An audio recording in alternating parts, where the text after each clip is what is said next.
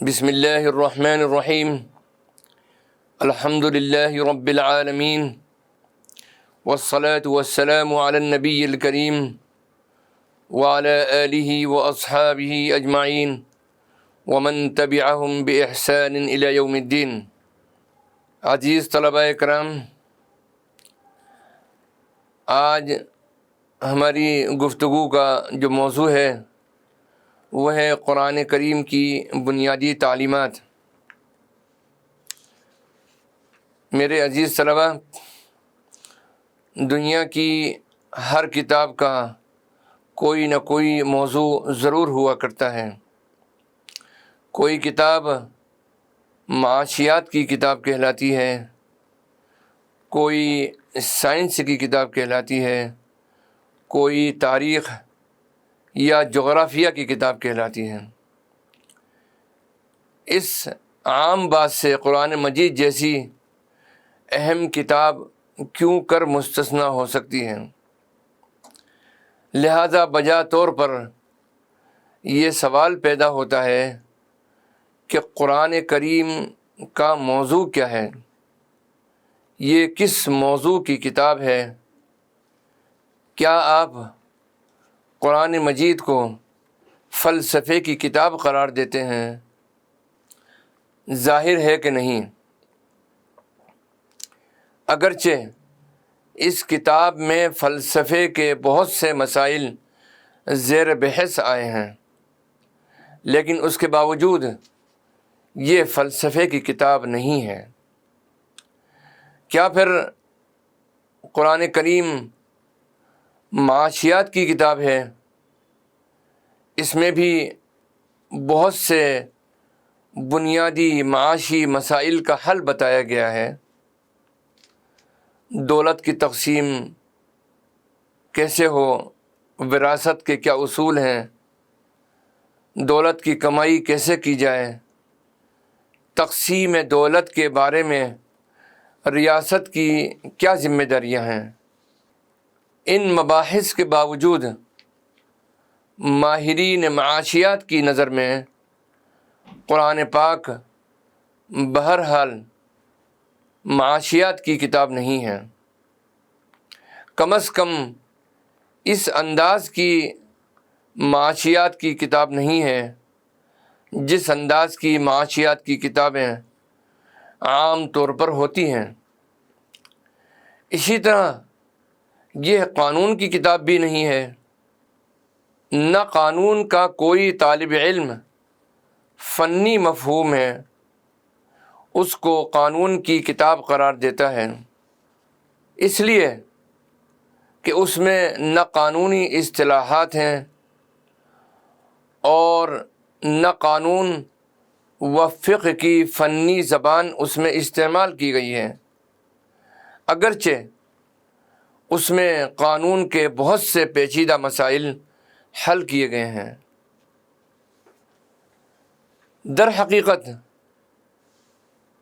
اگر غور کیا جائے تو واضح طور پر یہ معلوم ہو جاتا ہے کہ قرآن کریم ان علوم و فنون میں سے فنی طور پر کسی علم کی کتاب نہیں۔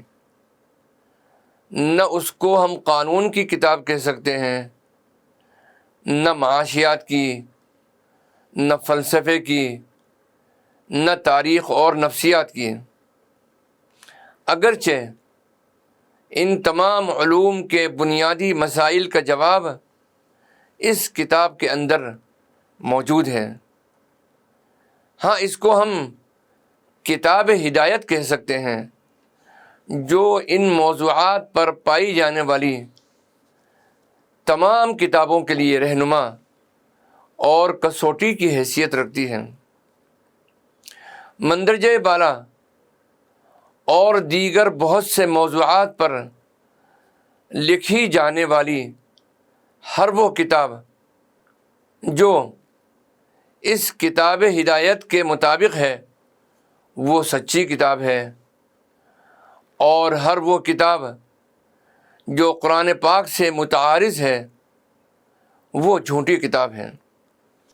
اللہ سبحانہ و تعالیٰ کا ارشاد گرامی ہے، اعوذ باللہ من الشیطان الرجیم، بسم اللہ الرحمن الرحیم، کتاب انزلناہ الیک لتخرج الناس من الظلمات الى النور باذن ربهم الى صراط العزیز الحمید۔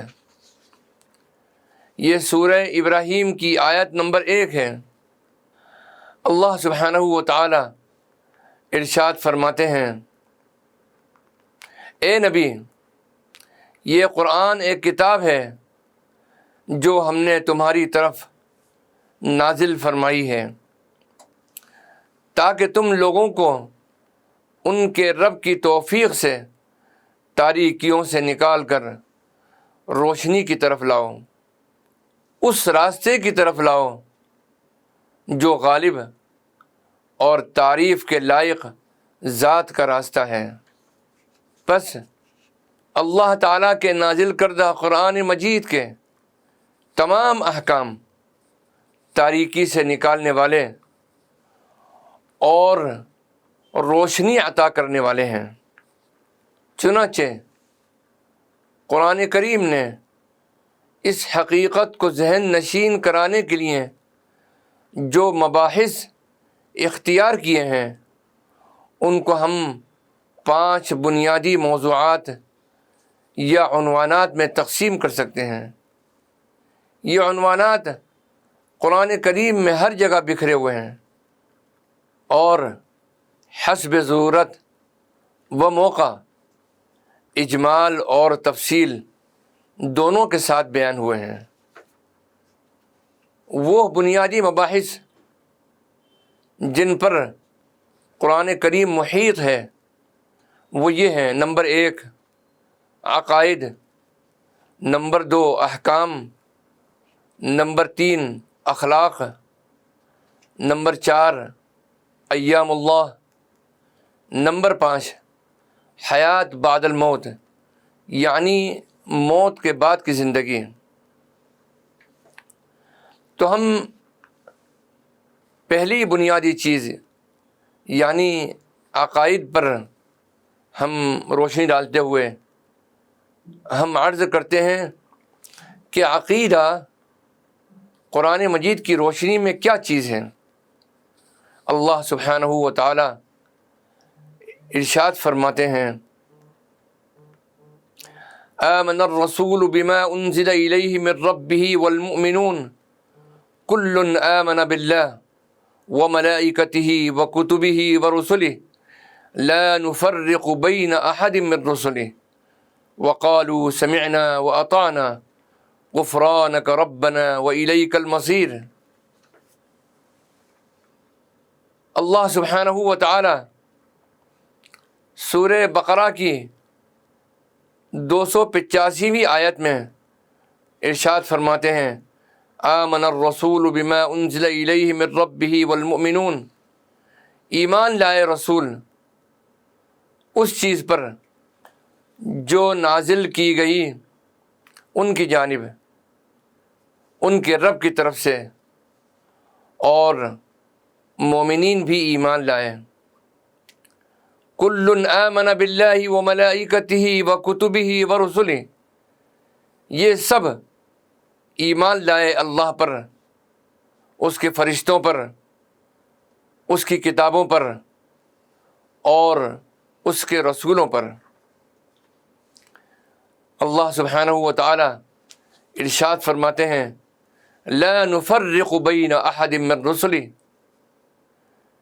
یہ کہتے ہیں کہ ہم اللہ کے رسولوں میں کسی کے درمیان کوئی تفریق نہیں کرتے۔ وقالوا سمعنا واطعنا، اور وہ کہتے ہیں کہ ہم نے سنا اور اطاعت کی۔ غفرانک ربنا والیک المصیر، اے پروردگار ہم تیری بخشش مانگتے ہیں اور تیری ہی جانب لوٹ جانا ہے۔ یہاں پر ایمان بالآخرہ کا ذکر بھی آ گیا جو اوپر ان الفاظ میں نہیں آیا تھا۔ کل آمن باللہ وملائکتہ وکتبہ ورسلہ۔ سورہ بقرہ کی 4 آیت میں اللہ سبحانہ و تعالی نے ارشاد فرمایا وبالآخرۃ ہم یوقنون، اور وہ آخرت پر یقین رکھتے ہیں، ایمان لاتے ہیں۔ تقدیر پر ایمان لانا۔ وخلق کل شیء فقدرہ تقدیرا، اللہ سبحانہ و تعالی نے ہر چیز پیدا کی اور پھر اس کی تقدیر مقدر فرمائی۔ یہ سورہ فرقان کی آیت نمبر 2 ہے۔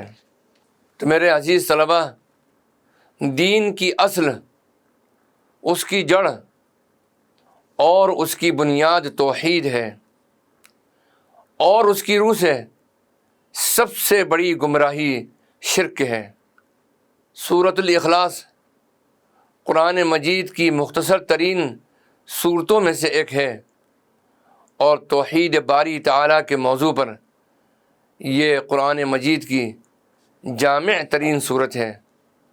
اللہ سبحانہ و تعالیٰ ارشاد فرماتے ہیں قل هو اللہ احد اللہ الصمد لم یلد ولم یولد ولم یکن لہ کفوا احد۔ کہہ دیجئے وہ اللہ یکتا ہے، احد وہ اکیلا اور یکتا ہے، جس کی صفات اور ذات میں کوئی شریک نہیں، وہی اکیلا رب ہے، کسی دوسرے کا ربوبیت اور الوہیت میں کوئی حصہ نہیں ہے، وہی تنہا کائنات کا خالق، مالک الملک، نظام عالم کا مدبر اور منتظم ہے۔ اللہ الصمد، اللہ سب کا مرجع ہے۔ صمد کے لغوی معنی ایسی مضبوط چٹان کے ہیں جس کو سہارا بنا کر کوئی جنگجو اپنے دشمن کے خلاف جنگ لڑتا ہے تاکہ دشمن پیچھے سے حملہ نہ کر سکے۔ بعد میں یہ لفظ اسی مفہوم میں ایسے بڑے بڑے سرداروں کے لیے بھی استعمال ہونے لگا جو لوگوں کو پناہ دیتے تھے اور جن سے لوگ اپنے مسائل کے لیے رجوع کیا کرتے تھے۔ اس طرح اس لفظ میں مضبوط سہارے اور مرجع جس کی طرف رجوع کیا جائے کے معنی مستقل طور پر آ گئے ہیں۔ چنانچہ اللہ الصمد کا مفہوم یہ ہے کہ اللہ سبحانہ و تعالی اپنی تمام تر مخلوقات کا مرجع اور مضبوط سہارا ہے، وہ خود بخود قائم ہے، اسے کسی سہارے کی ضرورت نہیں، باقی تمام مخلوقات کو اس کے سہارے کی ضرورت ہے، اور تمام مخلوقات کی زندگی اور ہر چیز کا وجود اسی کی بدولت ہے۔ اللہ سبحانہ و تعالیٰ نے آگے چل کر اس صورت میں ارشاد فرمایا لم یلد ولم یولد ولم یکن لہ کفوا احد، نہ اس کو کسی نے جنا اور نہ وہ جنا گیا، اور کوئی بھی اس کا کفو نہیں ہے۔ کفو کے معنی ہمسر کے ہیں، جو قدرت، علم، حکمت اور دیگر صفات میں ہم پلہ اور ہم پایا ہو۔ اللہ تعالیٰ کا نہ تو کوئی ہم پلہ ہے اور برابری کرنے والا ہے، اور نہیں اس کی کوئی ضد، مثال، مثیل، ند وغیرہ ہے۔ اللہ سبحانہ و تعالی سورہ نمل کی آیت نمبر 60 میں ارشاد فرماتے ہیں امن خلق السماوات والارض وانزل لکم من السماء ماء، بھلا کون ہے جس نے پیدا کیا آسمانوں اور زمین کو اور آسمان سے تمہارے لیے پانی اتارا، فَأَنبَتْنَا بِهِ حَدَائِقَ ذَاتَ بَهْجَةٍ، پھر ہم نے اس کے ذریعے سے پر رونق باغات اگائے۔ مَا كَانَ لَكُمْ أَن تُنبِتُوا شَجَرَهَا، تمہارے لیے ممکن نہیں تھا کہ ان کے درختوں کو اگا سکتے، کہ اللہ ہی ہواؤں کو چلاتا ہے، بارش برساتا ہے، موسموں کو سازگار بناتا ہے، اناج اگاتا ہے، غرض تمام امور اسی کے حکم اور اسی کی قدرت سے انجام پاتے ہیں۔ اللہ تعالیٰ کی قدرت کاملہ کے بیان کا یہی انداز سورۃ الواقعہ میں بھی ملتا ہے۔ اَإِلَٰهٌ مَّعَ اللَّهِ، کیا کوئی اور معبود بھی ہے اللہ کے ساتھ؟ کیا ان کے سارے کاموں میں اللہ کے ساتھ کوئی اور الہ بھی شریک ہے؟ بل ہم قوم یعدلون، بلکہ یہ ایسے لوگ ہیں جو حق سے انحراف کرتے ہیں۔ عقیدے کے اندر اللہ کے نبی صلی اللہ تعالیٰ علیہ وسلم کی رسالت پر اور تمام انبیاء کرام علیہم الصلاۃ والسلام کی نبوت پر ایمان لانا شامل ہے۔ لوگوں کی ہدایت کے لیے اللہ سبحانہ و تعالیٰ نے رسول مبعوث فرمائے۔ قرآن مجید تمام رسولوں پر بلا استثناء ایمان لانے کی تعلیم دیتا ہے۔ حضرت محمد ابن عبداللہ صلی اللہ تعالی علیہ وسلم سلسلہ رسالت کے آخری رسول ہیں، جن کے بعد کوئی دوسرا رسول نہیں آئے گا۔ سورۃ الاحزاب کی آیت نمبر 40 میں اللہ سبحانہ و تعالیٰ کا ارشاد ہے، ما كان محمد ابا احد من رجالکم ولكن رسول اللہ وخاتم النبیین وكان اللہ بكل شیء علیما۔ محمد صلی اللہ علیہ وسلم تمہارے مردوں میں سے کسی کے باپ نہیں، بلکہ وہ اللہ کے رسول اور خاتم النبیین ہیں، اور اللہ تعالی ہر چیز کا خوب علم رکھنے والا ہے۔ وہ 5 بنیادی مباحث جن کا ہم نے ابھی ذکر کیا، ان میں سے دوسرا مبحث احکام ہے۔ قرآن پاک کا دوسرا اہم مبحث احکام ہے۔ قرآن مجید جو نسخہ کیمیا لے کر آیا، اس کا سب سے بڑا مقصد انسان کو دنیاوی زندگی میں کامیابی کے ساتھ ساتھ اخروی زندگی میں بھی کامیاب و کامران بنانا ہے۔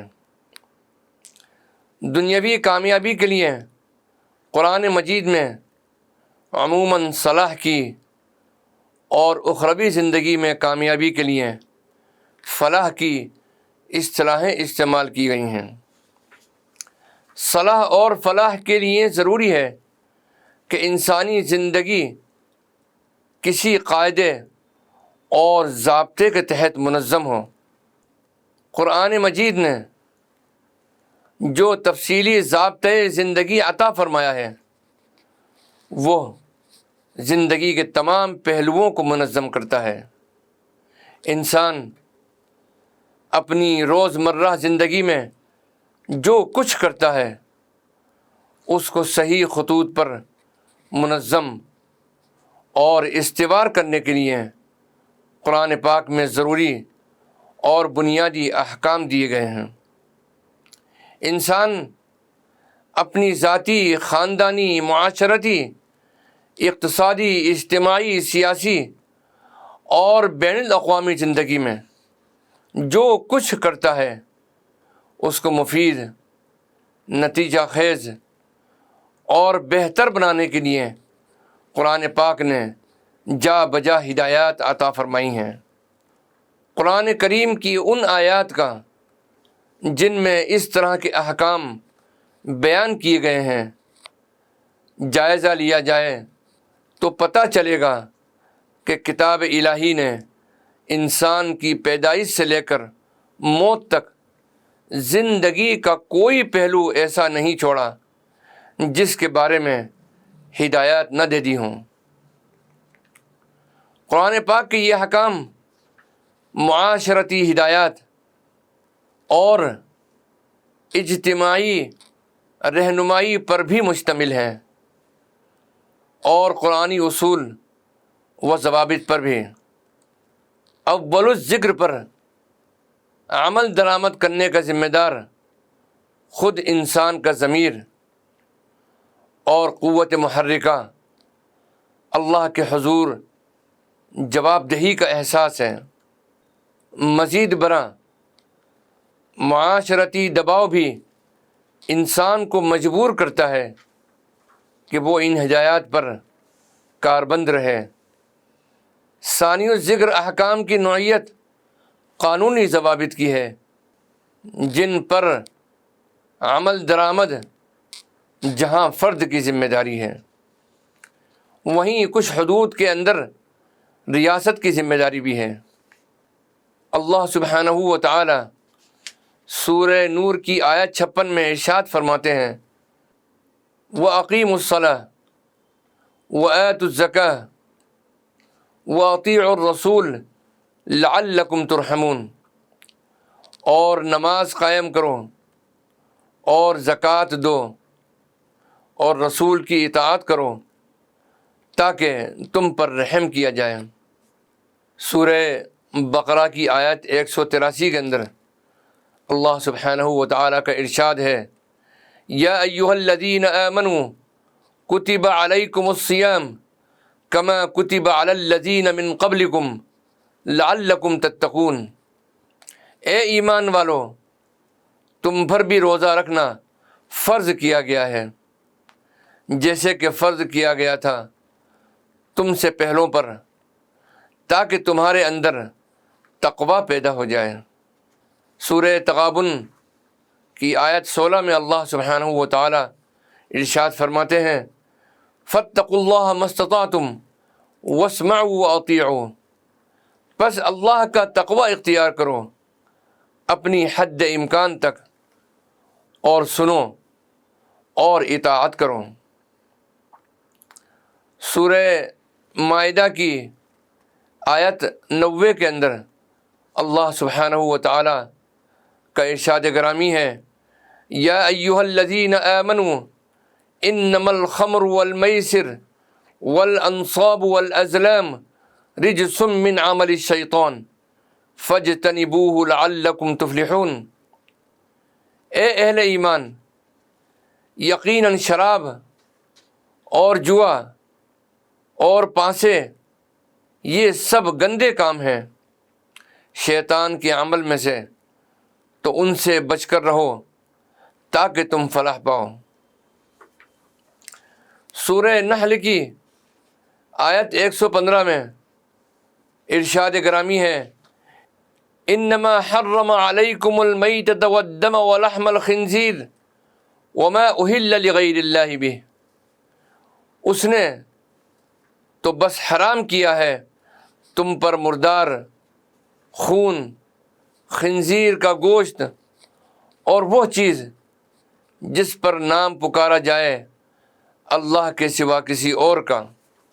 سورہ نور کی آیت نمبر 4 میں اللہ سبحانہ و تعالیٰ کا ارشاد ہے والذین یرمون المحصنات ثم لم یأتوا بأربعة شہداء فاجلدوہم 80 جلدہ ولا تقبلوا لهم شہادة ابدا وأولئک هم الفاسقون، اور وہ لوگ جو پاک دامن عورتوں پر زنا کی تہمت لگائیں پھر وہ نہ لا سکیں 4 گواہ، تو ایسے لوگوں کو لگاؤ 80 کوڑے اور آئندہ کبھی ان کی شہادت قبول نہ کرو، اور یہی لوگ فاسق ہیں۔ تو میرے عزیز طلبہ، یہ دوسرا مبحث تھا قرآن کریم کی بنیادی تعلیمات کا۔ مذکورہ 5 بنیادی مباحث میں سے تیسرا جو مبحث ہے وہ اخلاق کا ہے، اخلاقیات کا ہے۔ اللہ سبحانہ و تعالی سورہ قلم میں ارشاد فرماتے ہیں وَإِنَّكَ لَعَلَىٰ خُلُقٍ عَظِيمٍ۔ اللہ تعالیٰ نے اپنے نبی اور محبوب صلی اللہ تعالی علیہ وسلم کی تعریف کرتے ہوئے اور آپ پر اپنی نعمت کو ظاہر کرتے ہوئے ارشاد فرمایا وَإِنَّكَ لَعَلَىٰ خُلُقٍ عَظِيمٍ، اور آپ یقیناً اخلاق کے بلند ترین مرتبے پر فائز ہیں۔ آپ صلی اللہ علیہ وسلم اپنے اخلاق اور کردار کے بلند ترین معیار کے باعث پہلے ہی سے معراج انسانیت کے مقام پر فائز تھے، جبکہ اب آپ صلی اللہ علیہ وسلم معراج نبوت و رسالت کے سفر کا آغاز کر رہے ہیں۔ ایک شخص نے نبی کریم صلی اللہ تعالی علیہ وسلم سے اچھے اخلاق کے بارے میں پوچھا تو آپ صلی اللہ علیہ وسلم نے قرآن کریم کی یہ آیت تلاوت فرمائی، سورہ اعراف کی آیت 199 خذ العفو وامر بالمعروف۔ اے نبی، آپ درگزر کو تھام لیجئے اور بھلی بات کا حکم دیتے رہیے۔ وَأَعْرِضْ عَنِ الْجَاهِلِينَ، اور جاہلوں سے اعراض کیجیے۔ ایک موقع پر آپ صلی اللہ علیہ وسلم نے ارشاد فرمایا هُوَ أَن تَصِلَ مَنْ قَطَعَكَ وَتُعْطِيَ مَنْ حَرَمَكَ وَتَعْفُوَ عَمَّنْ ظَلَمَكَ، او کما قال علیہ الصلاۃ والسلام۔ وہ یہ ہے کہ جو تم سے قطع تعلق کرے اس سے صلہ رحمی کرو، اور اسے دو جو تمہیں محروم رکھے، اور جو ظلم کرے اسے معاف کر دو۔ موطا امام مالک کی روایت ہے، اللہ کے نبی صلی اللہ تعالی علیہ وسلم نے ایک موقع پر ارشاد فرمایا انما بعثت لأتمم مکارم الاخلاق، او کما قال علیہ الصلاۃ والسلام، بے شک مجھے اچھے اخلاق کی تکمیل کے لیے بھیجا گیا ہے۔ ایک اور موقع پر اللہ کے رسول صلی اللہ علیہ وسلم نے ارشاد فرمایا اثقل ما یوضع فی المیزان یوم القیامہ تقوی اللہ وحسن الخلق۔ یہ سنن ابن داود کی روایت ہے۔ سب سے بھاری چیز جو قیامت کے دن ترازو میں رکھی جائے گی وہ اللہ تعالیٰ سے ڈرنا یعنی تقوی اور اچھے اخلاق ہیں۔ سورۃ الشمس میں اللہ سبحانہ و تعالیٰ نے ارشاد فرمایا وَنَفْسٍ وَمَا سَوَّاهَا فَأَلْهَمَهَا فُجُورَهَا وَتَقْوَاهَا قَدْ أَفْلَحَ مَنْ زَكَّاهَا وَقَدْ خَابَ مَنْ دَسَّاهَا، اور قسم ہے نفس انسانی کی اور جیسا کہ اس کو سنوارا، پس اس کے اندر نیکی اور بدی کا علم الہام کیا، یقیناً کامیاب ہو گیا جس نے اس نفس کو پاک کر لیا، اور ناکام ہو گیا جس نے اسے مٹی میں دفن کر دیا۔ دراصل انسان کا نفس اس کے پاس اللہ تعالیٰ کی امانت ہے۔ اس امانت کو پاک و صاف رکھنا اس کی ذمہ داری ہے۔ نفس کو پاک کرنے کا مطلب یہ ہے کہ انسان اپنے آپ کو یعنی اپنی شخصیت کو تمام رذائل اور باطنی بیماریوں سے پاک کر کے بہترین انسانی خوبیوں کا مرقع بنائے۔ اس کے لیے ہمارے ہاں عام طور پر تزکیہ نفس تعمیر سیرت، تعمیر خودی وغیرہ اصطلاحات استعمال ہوتی ہیں۔ بہرحال اللہ تعالیٰ کی نظر میں کامیاب انسان وہی ہے جو اپنے نفس کو پاک کرنے اور پاک رکھنے میں کامیاب ہو گیا، خواہ دنیا والوں کی نظروں میں وہ حقیر، فقیر اور بے نام ہی کیوں نہ ہو۔ اس کے برعکس جس انسان نے اپنے نفس کو رذائل و خبائث سے آلودہ کر لیا، اللہ تعالیٰ کے نزدیک وہ ناکام ہے۔ دنیا میں وہ خواہ غیر معمولی عزت، شہرت اور دولت کا مالک ہی کیوں نہ ہو، اس لیے کہ اصل اور حقیقی کامیابی اور ناکامی کا تعلق انسان کے ظاہر سے نہیں بلکہ اس کی ذات سے ہے۔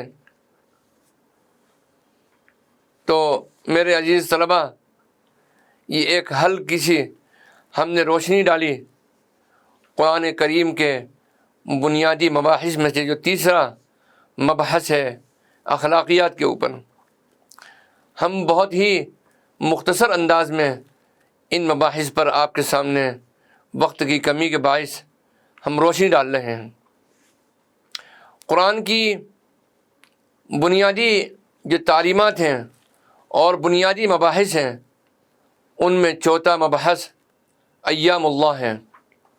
حضرت شاہ ولی اللہ صاحب محدث دہلوی رحمۃ اللہ علیہ کے الفاظ میں قرآن پاک کا چوتھا بنیادی مبحث ایام اللہ کہلاتا ہے۔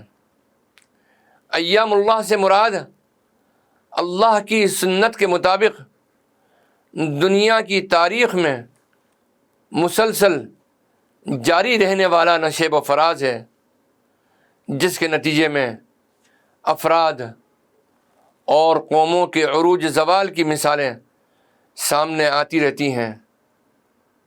قرآن مجید کا ہر طالب علم اس بات کو جانتا ہے کہ اس کتاب میں اقوام سابقہ اور انبیاء سابقین میں سے بہت سو کا تذکرہ کیا گیا ہے۔ سورۃ الفاتحہ میں اللہ تعالیٰ سے جو دعا کی گئی ہے وہ یہی ہے کہ اللہ تعالیٰ ان لوگوں کے راستے پر چلائے جن پر اس نے انعام فرمایا، اور ان لوگوں کے راستے سے محفوظ رکھے جن پر اس کا غضب نازل ہوا یا وہ راہ راست سے بھٹک گئے۔ یوں کتاب الہی کے آغاز سے ہی اللہ کے مقبول بندوں کا تذکرہ بھی شروع ہو جاتا ہے اور اللہ تعالیٰ کے ناپسندیدہ لوگوں کا بھی۔ پھر آگے چل کر قرآن پاک میں بڑی تفصیل سے جا بجا انبیاء کرام علیہم الصلاۃ والسلام کا تذکرہ کیا گیا۔ انبیاء علیہم الصلاۃ والسلام کے ساتھ ساتھ اللہ تعالیٰ کے باغیوں کا بھی ذکر کم نہیں ہے، چنانچہ فرعون، نمرود، شداد، حامان، قارون اور ایسے ہی دوسرے لوگوں کا تذکرہ موجود ہے۔ یہ تذکرہ کہیں نام لے کر کیا گیا اور کہیں نام لیے بغیر۔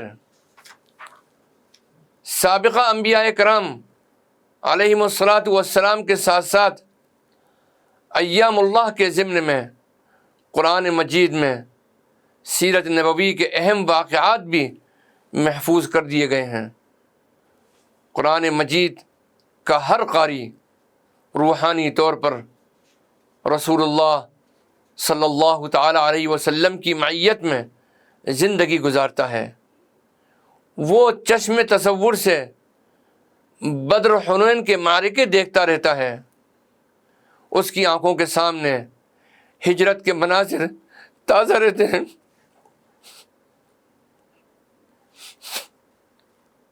وہ غزوہ احد میں صحابہ کرام رضوان اللہ تعالیٰ علیہ مجمعین کی پریشانی اور مشکلات کے مناظر کو محسوس کرتا رہتا ہے،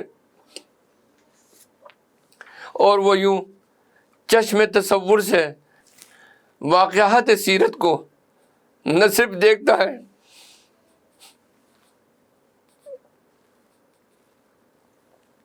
بلکہ اس کو مسلسل مہمیز ملتی رہتی ہے۔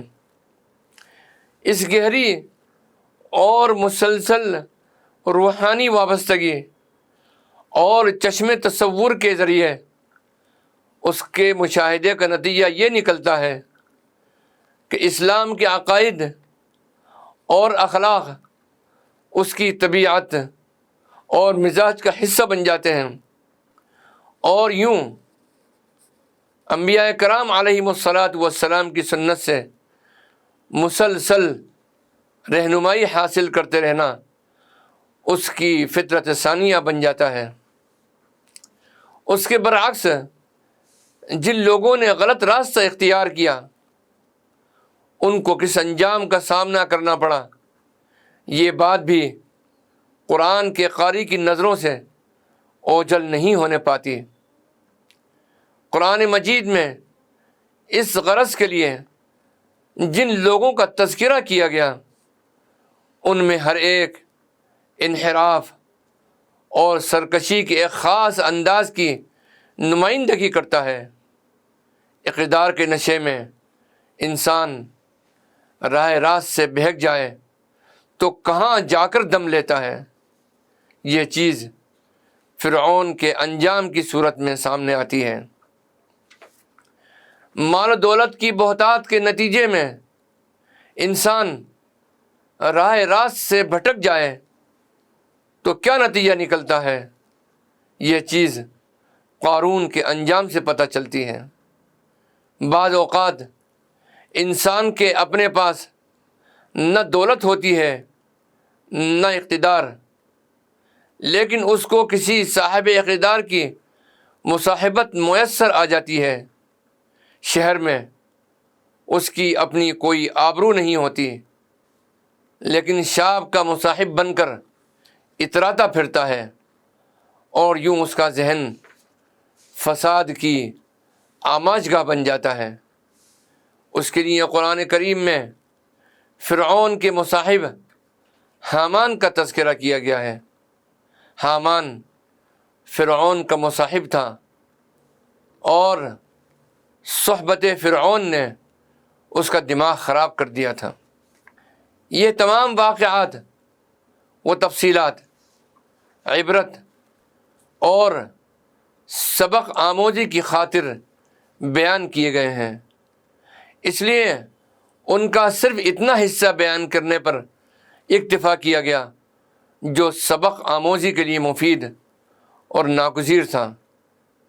ان واقعات کی وہ تفصیل جو سبق آموزی کے لیے ضروری نہ تھیں نظر انداز کر دی گئیں، اس لیے کہ قرآن مجید کتاب ہدایت ہے، یہ کوئی تاریخ یا آثار قدیمہ کی کتاب نہیں ہے۔ یہ تھی ہماری گفتگو ایام اللہ کے موضوع پر، جو کہ قرآن کریم کے بنیادی مباحث میں سے ایک تھا۔ قرآن کریم کے بنیادی مباحث میں 5واں مبحث حیات بعد الموت، یعنی موت کے بعد زندگی۔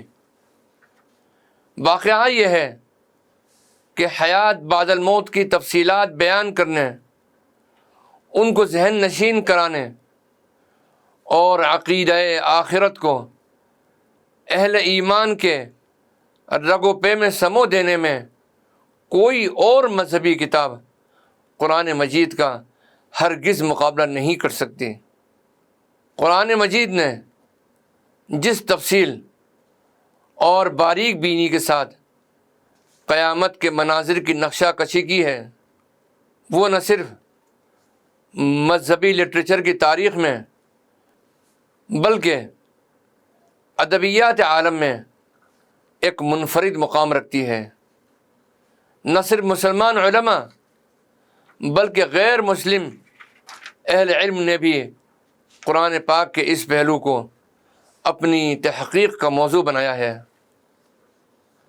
روز قیامت کے مناظر و مشاہد قرآن کریم کی ابتدائی صورتوں سے لے کر آخر تک پھیلے ہوئے ہیں۔ ان میں سکرات موت کا تذکرہ بھی ہے، مرنے کے بعد عالم برزخ کے سوال و جواب، قبر کی کیفیات و تجربات، مرنے والے کے روحانی احساسات سے لے کر جنت اور دوزخ کے مناظر تک ہر مرحلے کی جھلکیاں موجود ہیں۔ اب قرآن اس طریقے سے استدلال کرتا ہے اس موضوع پر۔ اللہ سبحانہ و تعالیٰ کا ارشاد ہے سورہ تغابن کی آیت نمبر 7، زعم الذین کفروا ان لن یبعثوا قل بلی وربی لتبعثن ثم لتنبؤن بما عملتم وذلک علی اللہ یسیر۔ منکرین نے بڑے دعوے سے کہا کہ وہ مرنے کے بعد ہرگز دوبارہ نہ اٹھائے جائیں گے۔ ان سے کہو نہیں، میرے رب کی قسم تم ضرور اٹھائے جاؤ گے، پھر ضرور تمہیں بتایا جائے گا کہ تم نے دنیا میں کیا کچھ کیا ہے، اور ایسا کرنا اللہ تعالیٰ کے لیے بہت آسان ہے۔ یعنی ہر زمانے میں منکرین حق دوسری جس بنیادی گمراہی میں مبتلا ہیں اور جو بالآخر ان کی تباہی کا موجب ہوئی، وہ یہ تھی کہ اگرچہ کسی منکر آخرت کے پاس نہ پہلے یہ جاننے کا کوئی ذریعہ تھا اور نہ آج ہے اور نہ کبھی ہو سکتا ہے کہ مرنے کے بعد کوئی دوسری زندگی نہیں ہے، لیکن ان نادانوں نے ہمیشہ بڑے زور کے ساتھ یہی دعویٰ کیا ہے، حالانکہ قطعیت کے ساتھ آخرت کا انکار کر دینے کے لیے نہ کوئی عقلی بنیاد موجود ہے نہ علمی بنیاد موجود ہے۔ اللہ سبحانہ و تعالی سورہ بنی اسرائیل کی آیت 49 میں ارشاد فرماتے ہیں وَقَالُوا أَإِذَا كُنَّا عِظَامًا وَرُفَاتًا أَإِنَّا لَمَبْعُوثُونَ خَلْقًا جَدِيدًا، اور وہ کہتے ہیں کہ جب ہم ہو جائیں گے ہڈیاں اور چورا چورا تو کیا ہم اٹھائے جائیں گے ایک نئی تخلیق میں؟ قُلْ كُونُوا حِجَارَةً او حدیداً او خلقا مما یکبر فی صدورکم، ان سے کہہ دیجئے کہ خواہ تم پتھر بن جاؤ یا لوہا یا ایسی مخلوق بن جاؤ جو تمہارے دلوں میں ان سے بھی سخت ہوں۔ فَسَيَقُولُونَ مَن يَعِيدُنَا، پھر کہیں گے کہ کون ہمیں دوبارہ لوٹائے گا؟ قُلِ الَّذِي فَطَرَكُمْ أَوَّلَ مَرَّةٍ، آپ کہہ دیجئے کہ وہی جس نے پہلی مرتبہ تمہیں پیدا کیا تھا۔ فَسَيُنْغِضُونَ إِلَيْكَ رُؤُوسَهُمْ وَيَقُولُونَ مَتَىٰ، پھر وہ آپ کے سامنے اپنے سروں کو مٹکائیں گے اور کہیں گے کہ یہ کب ہوگا؟ لاجواب ہو کر وہ اپنے سروں کو مٹکاتے ہوئے بولیں گے کہ چلو مان لیا کہ یہ سب کچھ ممکن ہے، مگر یہ تو بتائیے کہ ایسا ہوگا کب؟ قُلْ عَسَىٰ أَن يَكُونَ قَرِيبًا، آپ کہیے ہو سکتا ہے کہ اس کا وقت قریب ہی ہو، عجب نہیں کہ تمہاری شامت کی وہ گھڑی آیا ہی چاہتی ہو، ذرا دور نہ ہو۔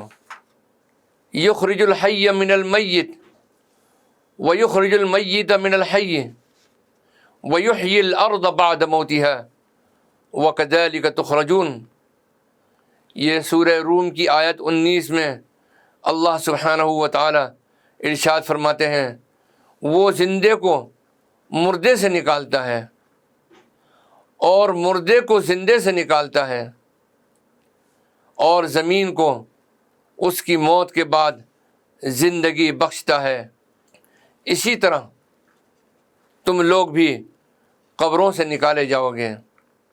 کیف تکفرون باللہ وکنتم امواتا فاحیاکم ثم یمیتکم ثم یحییکم ثم الیہ ترجعون۔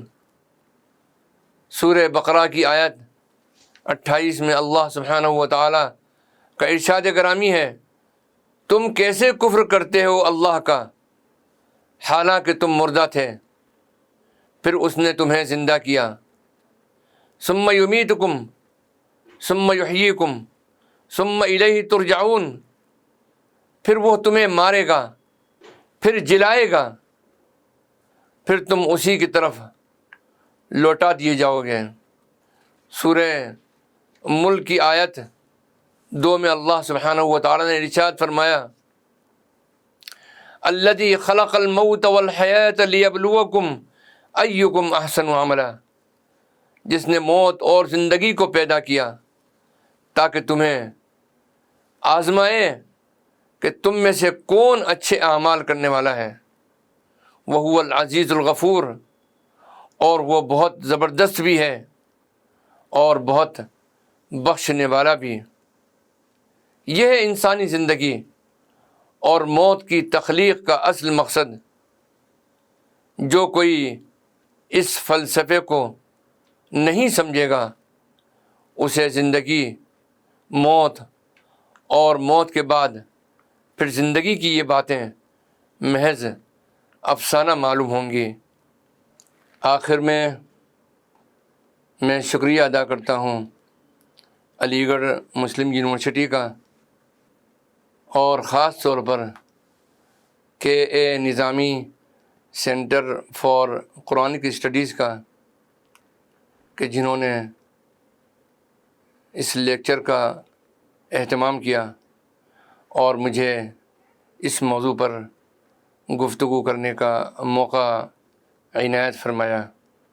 اللہ سبحانہ و تعالی ہمیں کہنے سننے سے زیادہ عمل کی توفیق عطا فرمائے، آمین ثم آمین یا رب العالمین۔ وآخر دعوانا ان الحمد للہ رب العالمین، والصلاة والسلام علی النبی الکریم، والسلام علیکم ورحمۃ اللہ وبرکاتہ۔